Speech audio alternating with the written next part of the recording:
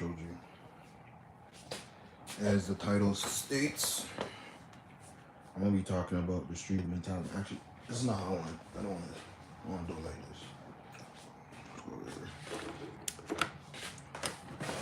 this. It's gonna win. You know what I'm saying? Obviously, because you can see the amount of money they're investing to brainwash the young people to think that perpetuating the narrative is healthy, right? Like, oh, share the stories of your reality, and that's how you were living. That's your reality. To the point where young people are like, well, I'm gonna choose this life because it's already been propagated to me that I can still make a win, versus using more energy and actually gaining more knowledge so I can figure out other ways to finesse, right? Because what does it take to hustle? You make sure you have enough to put up to get the original work or whatever the case may be.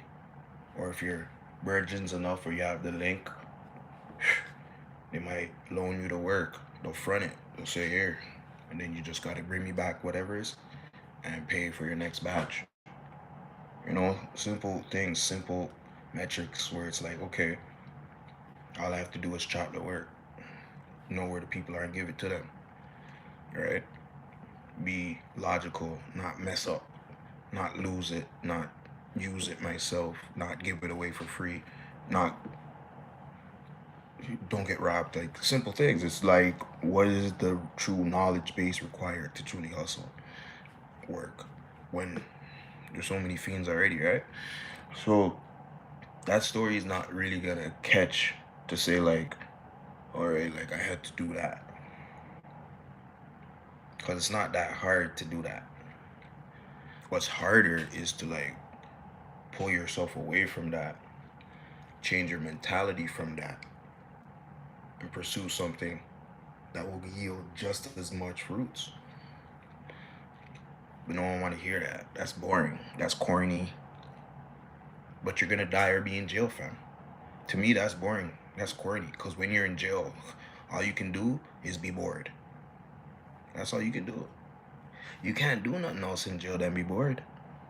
That's the most boring story to me. To sit around in a cell all day, around next man's all day. That's corny. Like if you literally just in life decided to just chill with niggas all day, people would say you're corny. So if I could make the same exploits, right, and win without the craziness, that's the real like helping a brother out of a situation. It's not even argued. The movement in the United States where hip hop come from is saying that, been saying that.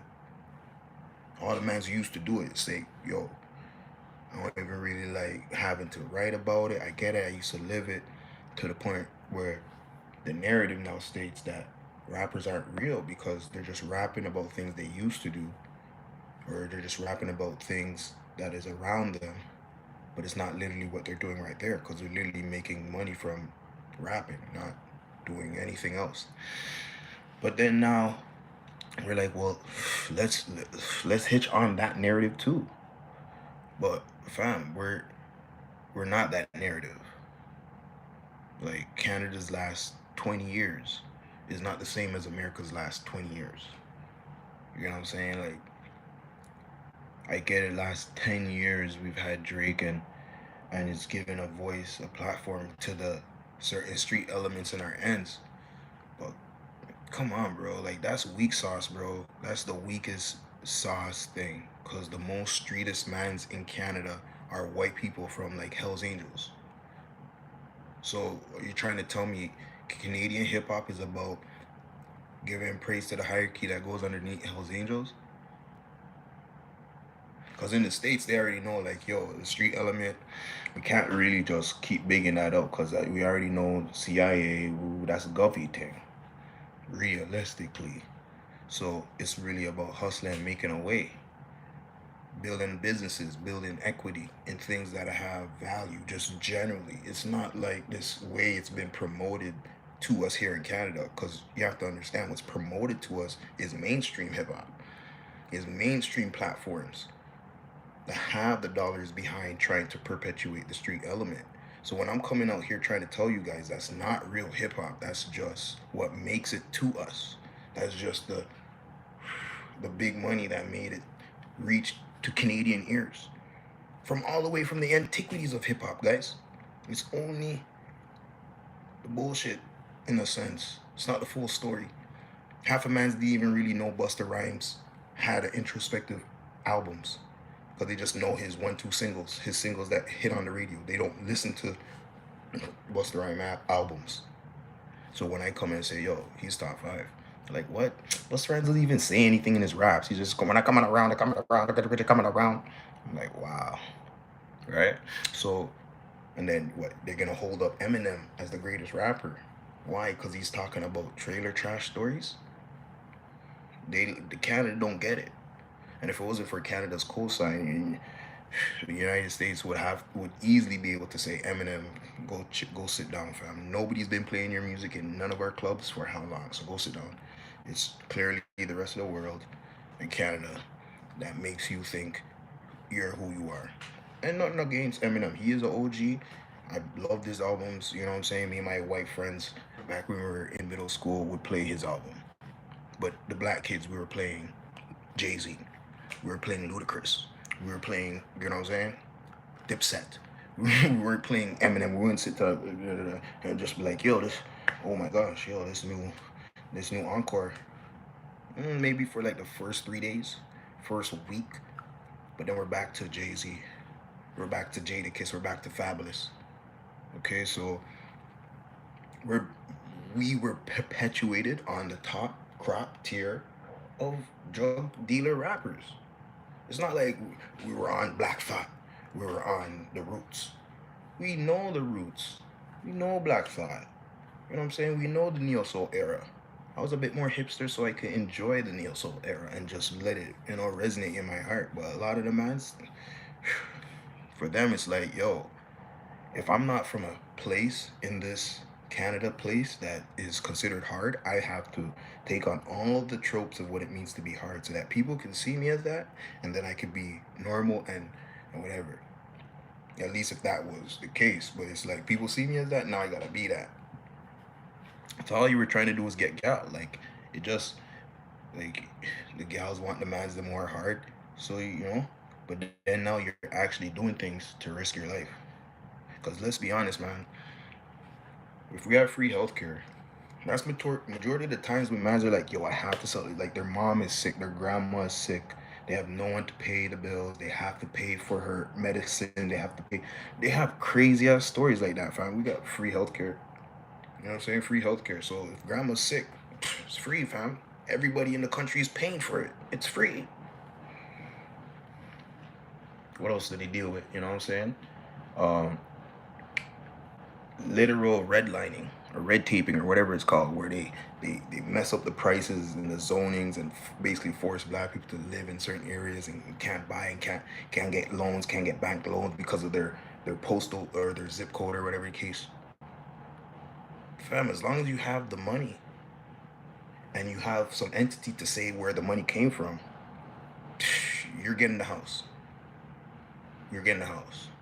If you say, yo, I have this deposit and I made a company to say that, you know what, every 2 weeks I'm getting this kind of cash flow, and you clean up your money yourself, because it's just simple logics. If you're going to be hustling and making all this money, you can't just take it and say, I'm going to go buy a house. You have to create some kind of footprint that says, no, the money came this way.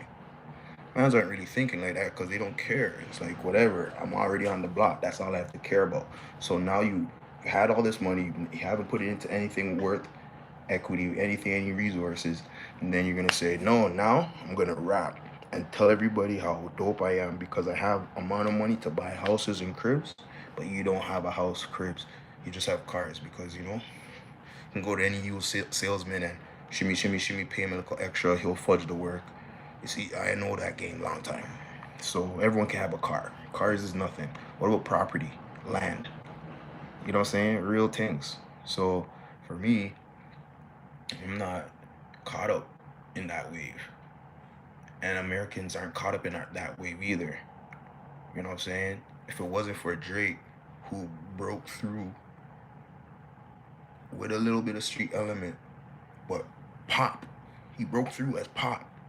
Thorough hip hop guys still don't embrace Drake just because he sings. They're like, that's pop. That's hip hop. I like hip hop. That's hip hop. You have to understand we're coming from that cloth then. That's still our blueprint. You didn't grow up in New York, you didn't grow up in the USA. You weren't Tory to just live in the USA for how many years and be around mans, yard mans in different Florida, LA until they're like, okay, you're certied. Okay, you can say what you want to say because you're rolling with us. That's not your story, bro. I don't care if you're related to MS-13. I don't care if Dudas was your father. You live in Canada.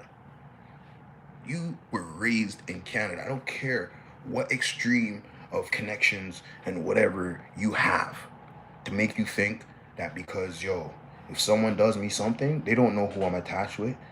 Yo, it gets real. You see my family out there? They get real. So don't think that I won't get real either. Your family out there don't want you here getting real. You're like getting real like that is not real.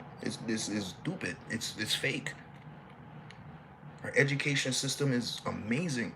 You could have been in the worst of worst projects all over Toronto, Brampton, Mississauga, anywhere, and you were at least getting the basics to go work at anywhere, minimum wage. And you know how I started my career? Off of minimum wage Burger King. Minimum wage Burger King. $6.70 at the time. $6.70 an hour at that time when I got into the working a square job. And I saved that money and I bought my first Mac. Worked. It wasn't even full-time, part-time hours, saved my money. Didn't spend it on nothing stupid. Didn't buy no clothes or nothing. Went and bought my Mac. Bought that in 3 months of saving up. My first Mac I ever purchased. Now I produce for Ludacris, for Freddie Gibbs, all these guys you can't even afford for features. But your street element, your street this, you're connected. You have all the guys. But your music's not going nowhere. And no label is really gonna put the big bag behind you. They only put a little bag behind press, a little bag behind what's his name? Smiley, because of Drake's cosign. But when they really sat down and listened to the talent and took in the message and took in the audience and the demographics and all the numbers and calculations and stats, they realized, yo, they're not really gonna do nothing. They're not gonna make that kind of imprint. They're not gonna make that kind of indentation in the game by us putting money like that behind them and making sure all our resources and everybody's pushing that. So to give them a little bag, so it hypes and it keeps us happy, keeps us thinking, yo, yeah, street mentality. One of us will get chosen eventually. See, look, they got chosen. But where are they in the actual game? Are they even competing with Tory, Weekend, Party Next Door? Any of those guys? Any of those hipsterish music, crossover, musicianish vibes? You know what I mean? No, they're not, right? They're talking about Spotify numbers that I could even pay for right now. They're talking about YouTube numbers that I could even pay for right now. Do you guys not understand what I'm saying? Anybody can get the Spotify numbers, fam. I'm pretty sure most of you guys don't even have my artist numbers. Because I have a track right now, 5 mil and growing. I don't know, a lot of the guys that we hail don't even have those kinds of numbers. But the blogs are going to continue to push those artists like they're the way we're going to win. When that's not what Drake did. Drake didn't win by being a street guy. Actually, let me add more insult to this injury. Because I'm the person who helped produce Big Page. Who, if anything, is a street element. Was the street godfather. Was the king of Toronto. Was the one who put on Drake. You better talk to your OGs and find out who Big Page was. But what happened? What actually caused that separation? Kai just said Page put on Drake. The label that Drake was signing to did not want Drake to have a street image or any connection to anything street. So like that song that you guys have together, cease and desist that blood clot. Tuck that under the rug and get that out of here. Because right now, we're gonna get you on a Kanye West beat, and we're gonna get you doing this and saying never find your loving. So we don't really need you to be connected to anybody who runs the streets of Toronto. And don't worry, we'll connect you other ways. You could be connected, you can your team, whatever. But that artist and his brand, his image, that new wave Biggie image, that's too dangerous for you right now. We kind of want you to stay corny because the women will come to that because they need that right now. They're tired of all, ooh, they're really attracted to this light skin Canadian coming different but can rap. You can rap, bro. So we don't need the street stuff. So if they can tell Drake that, and Drake becomes 10 years running biggest man ever, what's wrong with you? You don't see that? Like, that's not black and white sensible sense to you? To you, you still think you need to talk about how much blood clot guns you can buy when I know the local white man and Hell's Angels mans have more guns than you?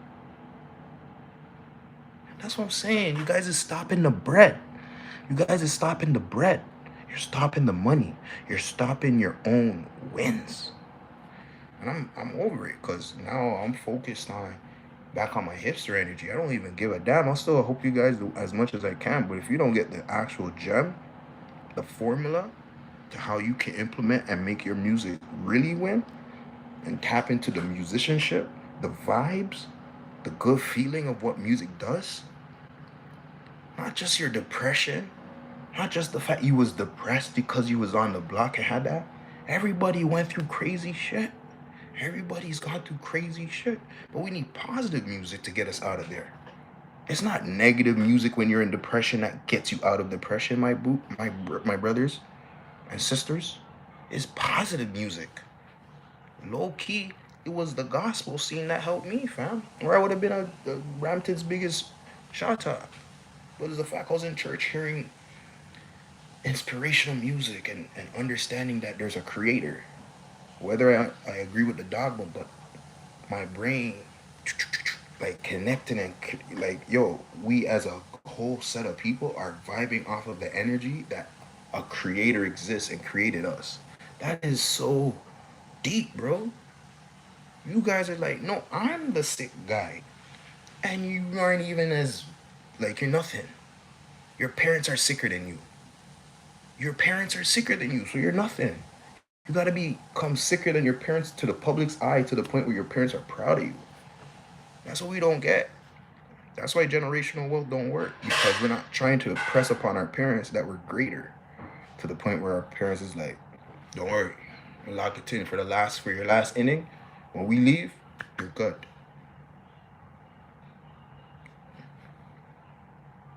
You don't get it, guys? You're not seeing it? You're not seeing the connection there? Sorry, this is just a part 2. I didn't want to go too long. I just wanted to really come share because I know at the end of the day, situation really ain't gonna change because they're putting billions of dollars into making sure we really think gun life, street life is the wave, is the psychic thing. And at the end of the day, it plays into the human, just into the way humans are built. Humans are built to, in their mind, think that like shock factor is valuable because I don't really see it. Every day you don't really go around and just have to be like, that's not an everyday. Even if you're living, even if you're in war, even if you're a war, like army veteran or whatever, every day you're not like, even policemen, they're not like every day, right? So anytime we see that, whether it's in the movies, music videos, anywhere we see that live action. Oh, it's so wow. Oh, they even teach you in film school that holding a gun to someone's head, it creates, like, in Hollywood, they make sure, like, yo, by an hour into that film, you're seeing something like that. The first 30 seconds for a thriller action, sorry, not thriller, action sequence, whatever, you're seeing that. You're seeing a gun to someone's head. You're seeing a gun to the camera. You're gonna see something because they know how the mind works. They know how the humans' minds work. So if you're not doing the education, then the propaganda just comes and hits you and you embrace it. Instead of doing the education and the propaganda hits you and you dissect it and you take what's for you and you throw away the rest. You know what I mean? Because until the whole system reforms itself, if you ever heard me speak on Reformation, we're not there yet, right? So you got to be able to set yourself in a way to pick and decipher and not just throw out the baby with the bathwater or ingest the bathwater. Like, you got to be able to figure out what's good and what's bad. You know, it's your personal journey. But these narratives, fam, you all got to jump off of these narratives because you guys is hurting yourself. We're creating like this little fake bubble of money. Like, it's like a fake bubble of money of like success, Toronto hip hop success. You know, I got on that blog, I got this many Spotify spins, woo woo feature from this American artist. Fam, that's what they were used to do. That's what Shot Clear, Solitaire, Cardi, that's what they used to do. So you're just gonna be a bit richer than them. That's it. You're not gonna break into the international market and really change and push the genre forward and even push the movement forward. You're not gonna do anything like that. I'm gonna do that. Right? Like, that's the only reason I could talk up, because I see the problem, so I'm coming with the solution. So I'm showing you guys from now, like, it's not gonna change from me talking, it's gonna change from what I'm gonna go do after these videos. But so I'm not gonna give anything more because it's gonna mess up the vibe of what I'm trying to say. But just hear that point, because this video's getting long now, so I'm gonna end it. But just get that point, guys, please. Like, street mentality is a farce. Like, I probably need to go deeper into that on a part 3 or something, breaking down how we're trying to define it and look at what it is as a thing, to say, like, you could point to that and identify it as a farce. Like, literally 80% racism and the rest is just bullshit when we really break it down. So talk to you guys later. Ball up a thing and wait for my peoples. Got some shit to do.